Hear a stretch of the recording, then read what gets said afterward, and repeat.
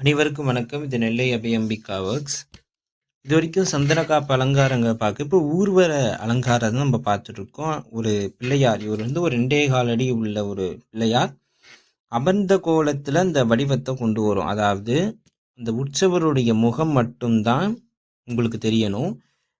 அந்த உடல் வடிவத்தை நீங்க எப்படி ஏத்தா மாதிரி மாற்றணும். இப்ப இந்த பதிவுல நம்ம பார்க்குற விநாயகர் நின்ற நிலையில இருக்கிற விநாயகரை அழகா நம்ம அமர்ந்த கோலத்துக்கு அபய வரதத்தோட அவர் மேல் கரையத்தில் அங்குச பாசத்தோட இந்த பாண்டியர் கொண்டையோட சுவாமி அழகா பட்டாடை எல்லாம் சாத்தி அந்த அங்க வஸ்திரம் நகைகள் சாத்தி அந்த மாலைகள் சாத்தி அந்த உருவத்தை மாற்றி நீங்கள் அழகாக கொண்டு வந்திருக்கீங்க.